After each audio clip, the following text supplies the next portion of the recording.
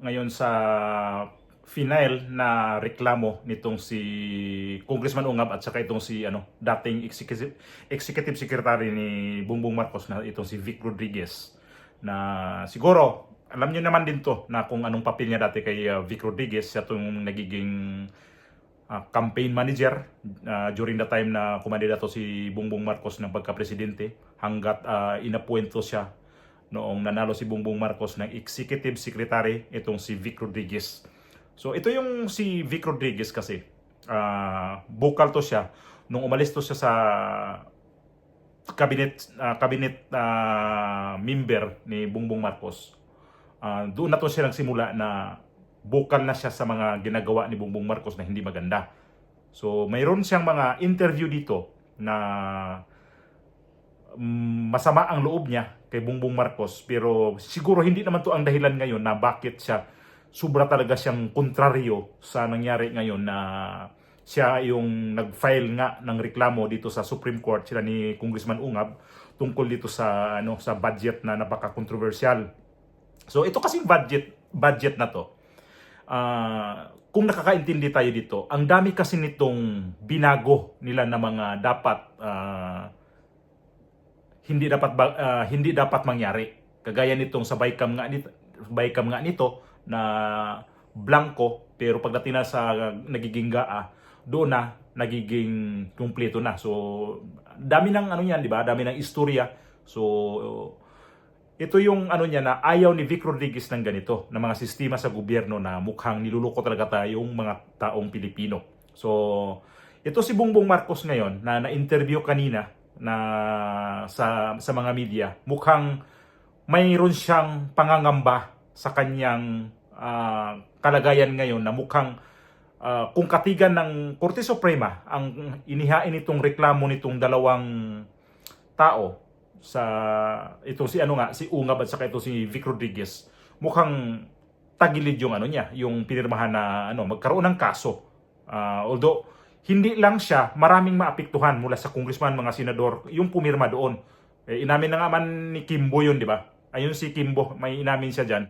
Inamin ni House Appropriations Committee Acting Chairperson Stella Kimbo na may mga blanco sa BICAM report ng 2025 national budget, pero wala na sa enrolled bill na nilagdaan ng Pangulo. Giit pa niya, kahit may mga blanco ang report, ay tukoy na ang pondo sa lahat ng item sa budget bago pinirmahan ng mga BICAM member.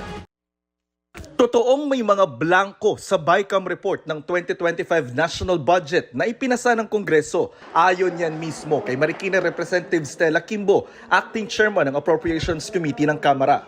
But we do acknowledge po that there are blanks na po doon sa BICAM report na pinirmahan ng BICAM and ni-ratify ng Senado. Yeah, so notwithstanding any typographical errors or any adjustments that are needed as a result of amendments, ay authorize naman po ang technical staff ng both House and Senate to make all of these necessary corrections. Pero sabi ni Kimbo, kahit may mga blanco, tukoy na ang pondo sa lahat ng items sa budget bago pa pirmahan ng BICAM members ang BICAM report. Otorisado raw kasi ang mga technical staff ng Kamara at Senado para gumawa ng anyay correction sa pondo, batay sa omnibus motion na ito na nasa BICAM report. Lahat po ng naging corrections ng ating technical staff, lahat po yan ay ministerial na lamang. Ibig sabihin, calculator activity na lang po. So, lahat po, wala na po silang discretion dahil lahat po ay decided na po by the BICAM members at the point of signing. Pero tanong ng media kay Kimbo, Considered typographical error daw po yung pag-fill in the blanks ng mga amount. There are some na typographical error. Dahil yung iba doon ay makikita naman eh. Kasi technical sa omnibus Yes. motion po, i-allow yung paglagay ng numbers, kumbaga, dahil Yes. blanco siya error, hindi siya Yes. mistake. Pahapyaw lang yon. Pero ito si Marcos ngayon, wala pa rin siya talagang controversial yon. Nagkaroon talaga siya ng mga pagkukulang sa budget. Kasi din natin na nakikita naman natin doon na kung ano talaga ang dapat priority. Dapat itong DepEd. Kaya lang ang DepEd, pangalawa lang sa priority. ngayong budget na to. First time to na nangyari itong budget na to na ang DepEd nagiging hindi priority. Dapat ang DepEd kasi number 1 yan na bibigyan ng malaking budget. Ang malaking budget kasi ngayon ay napunta sa DPWH. So, DepEd pangalawa, palagay ko itong pangatlo, itong DSWD kasi ang daming siningit din dyan. So, dito nagiging vocal itong si Vic Rodriguez. At saka hindi lang si Vic Rodriguez ang nakakita nito na napaka binuraot itong budget ngayon itong 2025. Kaya ito si Vic Rodriguez ngayon, napuno na talaga. Napuno na yung salop niya. Kaya ito si Bongbong Marcos, makikita natin ngayon yung interview niya sa media na mukhang nagkaroon na siya ng pangamba at saka mayroon siyang mukhang galit sa kanyang pagbumukha talaga. Pakita ko sa inyong video pero bago po yan, paki-subscribe at saka like tong video na to. Posible umano mag-shutdown ang gobyerno kung kakatigan ng Korte Suprema ang petisyong ipawalang bisa ang 2025 national budget. Sinabi yan ni Pangulong Bongbong Marcos. We shut down everything. I guess that's what they want. They want the government to cease working. So yung matuloy yung kanilang mga destabilization na ginagawa. Ipauubay na raw ng Pangulo sa Office of the Solicitor General ang pagtatanggol sa national budget. Sabi ni Attorney Vic Rodriguez, dating Executive Secretary ng Pangulo, at isa sa mga naghain ng petisyon, sakaling maglabas ng restraining order ang Korte, hindi titigil ang gobyerno. Bagkus ay mag-ooperate gamit ang reenacted budget. Ibig sabihin, gagamitin ang kaparehong budget noong nakaraang taon. Inihain daw nila ang petisyon sa Korte Suprema para protektahan ang pondo ng bansa at pigilan ang anilay illegal na paggastos nito. Doon makikita natin na mukhang di na siya komportable sa kanyang mga sinasabi. Kasi ano niya na doon, ina niya na bahala na ang Solicitor General, yung Solgen. Ang Solgen kasi yan yung parang abogado talaga nila sa gobyerno. Si Solgen na yung bahalang haharap nito ngayon.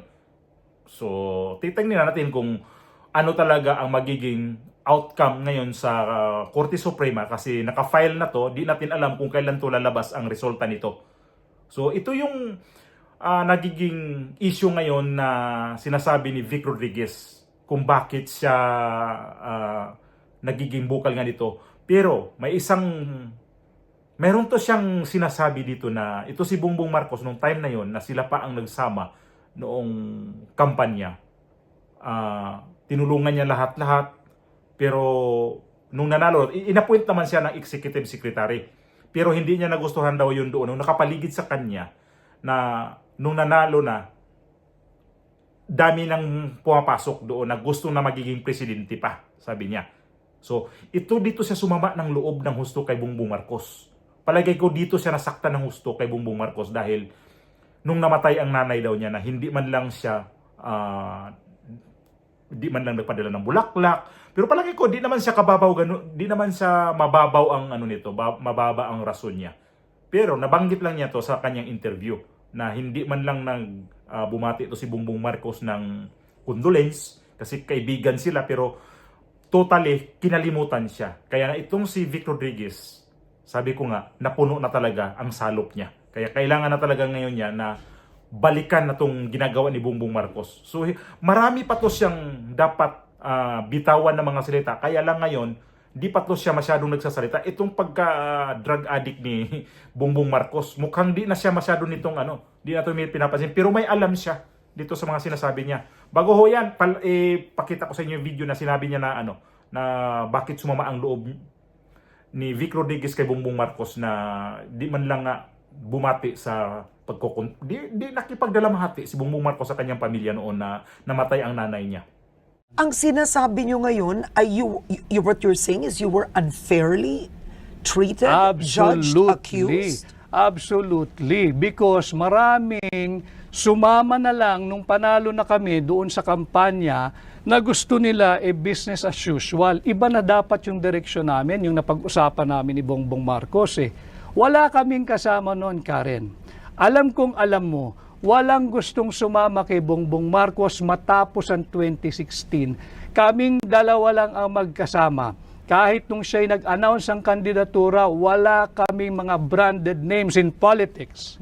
At nung mananalo na, nandyan na yung mga Johnny come lately. At ang gusto, sila pa ang una sa pila. Hindi ako pumayag. Bakit? Ang kasama namin, ordinaryong tao eh. Yun muna ang unahin natin na i-recognize. Hindi yung mga branded politician na nandyan na naman at the very first opportunity na magkamal ng yaman, magnanakaw na naman yung mga yan. Yan ang aking linabanan. Kaya ako tumatakbo. Hindi ba masakit ito sa iyo personally in your book? Sinulat mo doon na namatay ang iyong nanay. At ni hindi nagbigay ng condolence, hindi nagbigay ng kahit anuman na message, bulaklak ang Pangulong Marcos. This is correct, no? Tama yan. Yeah. Considering yung pinagsamahan nyo, pinagdaanan nyo, what do you make of this whole experience? Masakit talaga yun. Dahil tinuring mong kaibigan eh. Inakay mo, magkasama kayo doon sa isang bahagi ng buhay niyang napakadilim. At hanggang sa dahan-dahan ay nakikita namin na pasikat ng araw kami magkasama. At nung dumating sa puntong mababa na punto ng aking buhay, dahil nanay ko yun eh, niha-niho, wala kang narinig, masakit yun. At hindi ko hahangarin na mangyari sa kanya o kung kanino man yung eksperyensya kong yun at naramdaman kong yun. Napakasakit nga, nanay mo yun na namatay, pero yung kaibigan mo na asahan mo na makikiramay sa'yo, pero wala man lang na isang salita. Wala man lang, kahit man lang text eh. Piso lang naman yata ang text eh, na i-message mo yan o kung anong pwedeng pamamaraan o sulatan mo. Hindi natin maano talaga niya na talagang kinikimkim niya yung sama ng loob. Kaya ngayon, Bongbong Marcos, ito na yung balik sa'yo na yung mga tao nakapaligid sa'yo, nakakatulong sa'yo noon. Kaya lang, ikaw naman kasi binabaliwala mo kasi itong si Vic Rodriguez, ano to siya, lunod patay to sa kay Bongbong Marcos. Dati pag may mga interview, siya ang sumasalo nito eh.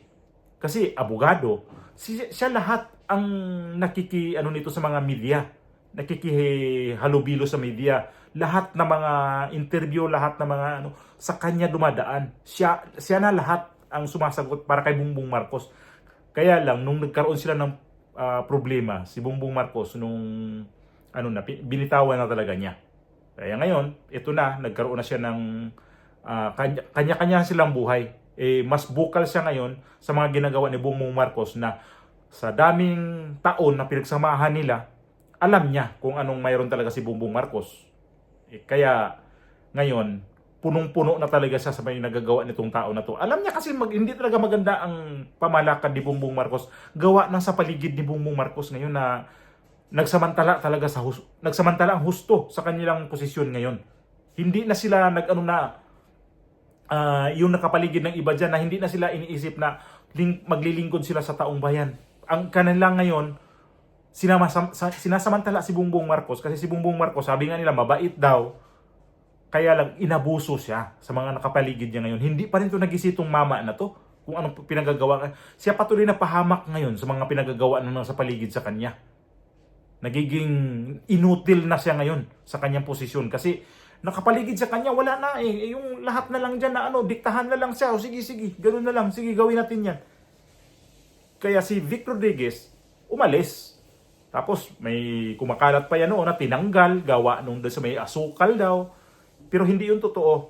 Pinabulaanan yun ni Vic Rodriguez yung nangyari nun.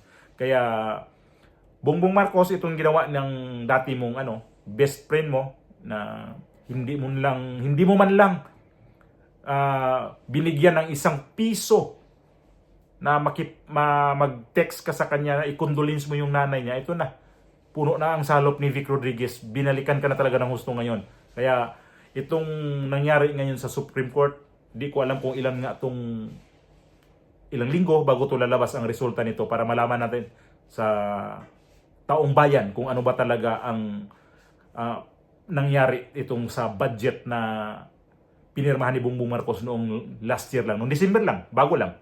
So isang buwan ngayon, December 30. So sana mayroon tayong makuha nitong balita na mabilis ang resulta nito. Kasi ang ano niyan, ang kinatakutan ni Bongbong Marcos magkaroon ng shutdown daw ang gobyerno. Bakit mag-shutdown ang gobyerno? Maniwala ba kayo mag-shutdown ang gobyerno? Paano mag-shutdown ang gobyerno? Si Duterte nga dati, hindi pumasa ang kanilang budget ng anong taon yun? Ano ba yun tawag niyan? Gumagana ang gobyerno. Pero ito siya kasi tinatakot niya ngayon ang mga tao na mag-shutdown daw ang gobyerno. Bakit? Bakit mag-shutdown ang gobyerno?